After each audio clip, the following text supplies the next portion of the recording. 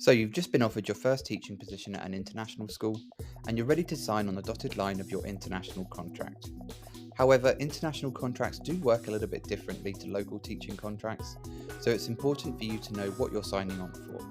In this video, we're going to look at the typical international teaching contracts there are and what they mean for you in your life as a teacher. Let's start off by looking at the basics. International teaching contracts typically last for 2 years, and this is because getting you into the country and getting your visa secured is expensive for the school, so they want to make sure that they're going to get value for money. This is very typical, so there's no need to be concerned here. The contract should outline the basic requirements of you as a teacher, for example, the hours you are required on campus, typically lasting between 8 to 4 or 9 to 5, although there can be some variation. The contract should also outline the extra requirements of you as a teacher, and it's highly likely you're going to be asked to contribute to the school's extracurricular program. Finally, the two things that you need to look out for are holiday entitlement, so you know what breaks you are getting, as well as your sick pay and sick leave. This can vary from school to school, but it is important for you to understand what you are entitled to in the first few years that you work at the school.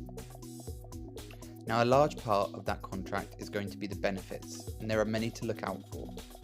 We'll start off by looking at the relocation allowance, and this can be given to you in two ways. It could be a large sum of money given to you at the very beginning of your contract to help you settle into the country, or a sum of money that is divided up between the months you are going to be working at the school, so for example 24. Benefits should also include flights to and from the country that you are working to, as well as a shipping allowance to help you move belongings. One of the largest parts of the benefits system is going to be your housing allowance, which can be given to you in many different ways. It could be a large sum of money helping you find a house at the very beginning of your contract, housing that is given to you by the school, which you pay rent for, access to a local realtor to help you find a place to live, on-campus accommodation close to the school, or just an extra sum of money that is divided up between your monthly pay to help you pay for rent. Another benefit to look out for is your medical coverage, and this ranges from 100% to a third of the school paying for your medical insurance. It's important for you to know what this is so that you can budget accordingly. Finally, the benefit to look out for is tuition. If you are moving with children, the school may offer a certain percentage of your child's tuition at the school that you are working at, and these typically range from 100% coverage to 25%. I want to talk about pensions, as these can be a little bit tricky with international schools, as they do know you are leaving eventually.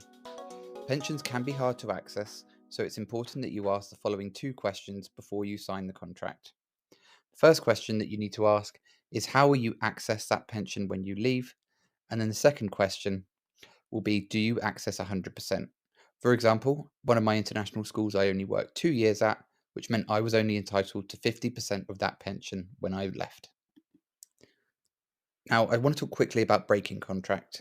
You're going to hear horror stories of teachers who have broken their contract, left early, and have never found employment in another international school again. Typically, if you break contract, you will lose many of your benefits, and it is also likely that you may not get a favourable recommendation when you apply to another international school. But I want to reassure you that many teachers have broken contract and have found employment at a new international school. I'm going to do a video on breaking contracts so you can understand what this might mean for you. So, extras to look out for. Home emergencies do happen, such as a family death, and you may be required to quickly dash home. It's important for you to understand how many days you are entitled to in terms of emergency or bereavement leave should you have to return to your home country. If you are thinking of having children in your new country, it's important that you understand how much maternity leave you are entitled to, as this can vary from country to country depending on local laws. Another thing to look out for is personal days. Some international schools will allow you to take a number of days off to pursue personal interests. Travel allowance, for example, one of my international schools gave us $1,000 a year to help us towards travel to different countries, which was a very nice benefit. And finally, extra jobs. Sometimes you may be allowed to work an extra job as a tutor or another job.